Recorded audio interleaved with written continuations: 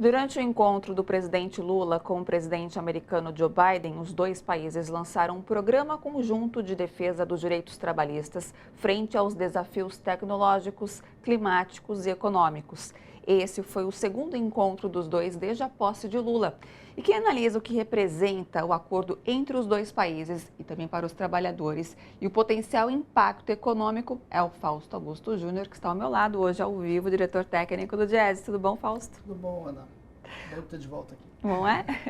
Bom, Fausto, eu gostaria que você fizesse então uma análise do que significa esse acordo bilateral e os possíveis impactos econômicos e também para os trabalhadores. Bem, a gente tem uma questão simbólica, né? Pela primeira vez o Brasil e os Estados Unidos firmam um acordo com relação ao mundo do trabalho. Sim. Só isso já é muita coisa. O próprio Estados Unidos se pronunciar, o governo americano colocar o trabalho como uma questão central da discussão econômica, da discussão política, é um grande avanço. Isso certamente vai puxar outros debates, não só entre Brasil e Estados Unidos, mas também, por exemplo, na União Europeia, nos BRICS, no G20, tudo isso de alguma forma vai colocar o trabalho e a discussão do trabalho no século XXI no centro de um debate que de alguma forma está aí colocado sobre os desígnios aí do que vai acontecer no próximo desse século.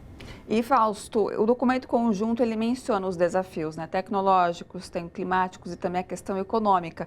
Como esses desafios eles impactam diretamente os direitos trabalhistas no Brasil e também lá nos Estados Unidos? Então, a grande questão do documento foi o reconhecimento dos Estados Unidos em dois termos muito significativos, que é a discussão do trabalho decente, que é um conceito da OIT, e a discussão da transição justa, ou seja, como é que a gente sai da economia do carbono para a economia do baixo carbono e como é que a gente faz essa transição para esses trabalhadores.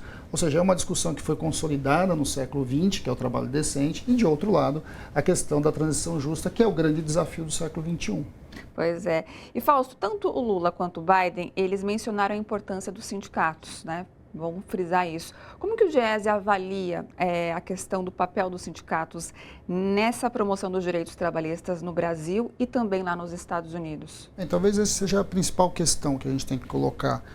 Foi reconhecido a importância dos sindicatos como uma instituição da democracia. Ou seja, o fortalecimento sindical, em grande medida, significa o fortalecimento da democracia. É importante que a representação dos trabalhadores componha o conjunto dos diálogos e das discussões e das próprias instituições que mantêm o que nós construímos, aí, em especial no pós-guerra. Reconhecer isso é algo muito relevante. É relevante por quê? Porque o debate da democracia não é um debate só no Brasil, não é um debate só nos Estados Unidos, é um debate no mundo e, de alguma forma, nós estamos colocando uma luz sobre algo que a gente já sabe, mas se fala muito pouco. Inclusive aqui no Brasil. Nós temos uma série de discussões sobre o direito sindical, sobre contribuição sindical e etc., que muitas vezes simplesmente destoa e desfoca a real demanda aqui e o papel do sindicato. O sindicato representa os trabalhadores na vida cotidiana, nas suas relações de trabalho, mas ele também é um dos pilares da nossa democracia. Bom, e nesse acordo também foi mencionada a questão de valorização e direitos a alguns trabalhadores, por exemplo, de aplicativos, né, iFood e também Uber. Como que você vê da importância do avanço de uma conversa para esses trabalhadores que lutam há muito tempo, né, por reconhecimento? E nós estamos avançando tanto uma questão do século XX, que é os conjuntos de trabalhadores sem direitos, que sempre foi muito grande, em especial no Brasil, e estamos trazendo uma realidade já do século XXI, que é a questão dos aplicativos, das empresas de plataforma.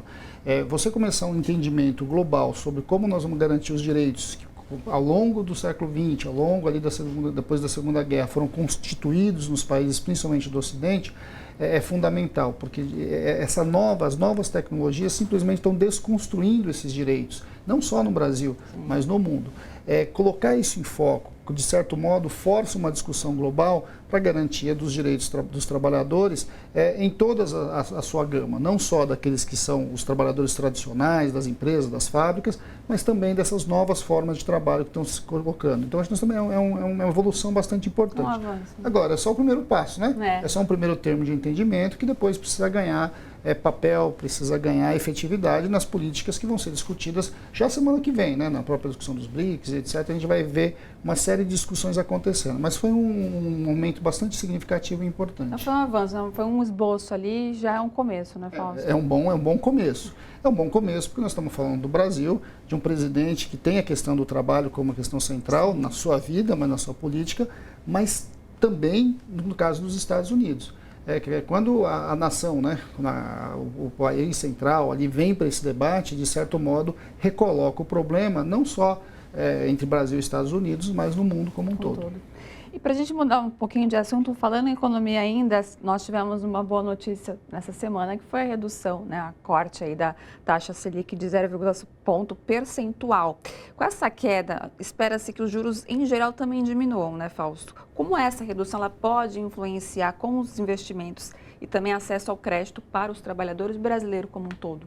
Bem, redução da taxa de juros significa barateamento do dinheiro. Barateamento de dinheiro, de alguma forma, tende a recolocar e reaquecer a economia. A notícia é boa porque reduziu a taxa de juros, mas a notícia ruim é porque o Banco Central também disse que vai manter o ritmo. Só que a inflação ela já caiu muito e as expectativas de inflação são muito baixas. Então, na prática, o que nós estamos assistindo é que a taxa de juros real continua muito alta. E vamos lembrar que o Banco Central só reduziu essa taxa depois de muita luta, né? Depois de muita reclamação, manifestação e etc.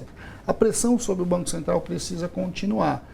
Porque, de alguma forma, os problemas que o Banco Central tem aventado para manter a taxa muito alta, eles já foram, de certo modo, superados, as coisas estão caminhando. Agora, o ritmo ainda é muito lento. O Brasil precisava acelerar a redução da taxa de juros para colocar a economia para crescer na demanda que ele tem. Nós precisamos reduzir a taxa de desemprego, nós temos que melhorar a vida das pessoas, nós temos que subir os salários, e tudo isso, de certo modo, a taxa de juros alta no patamar que ainda está, ele é ainda impeditivo. Acredita-se que para a próxima reunião talvez há uma queda, pode haver uma queda? Não. O que o Banco Central disse no seu anúncio é que vai continuar a queda, mas vai continuar no mesmo ritmo. O próprio mercado esperava, inclusive, que acelerasse, que em vez de ser meio, pudesse ser 0,75. Mas o anúncio já disse que não, que vai continuar no mesmo ritmo. E é algo que nós precisamos começar a questionar. Será que esse ritmo de meio é o ritmo? Vamos lembrar que daqui até o final do ano nós só temos só 2 reuniões. Sim. Então a taxa vai cair só 1%. E ela precisava cair muito mais. Para se tornar realmente significativo e ser uma boa notícia como um todo, né? E, inclusive do ponto de vista fiscal, né? Porque quanto mais os juros estão altos, mais o governo gasta pagando os juros para o sistema financeiro. Exatamente. Fausto, obrigada, pela sua participação hoje ao vivo. Espero que você volte outras vezes ao vivo.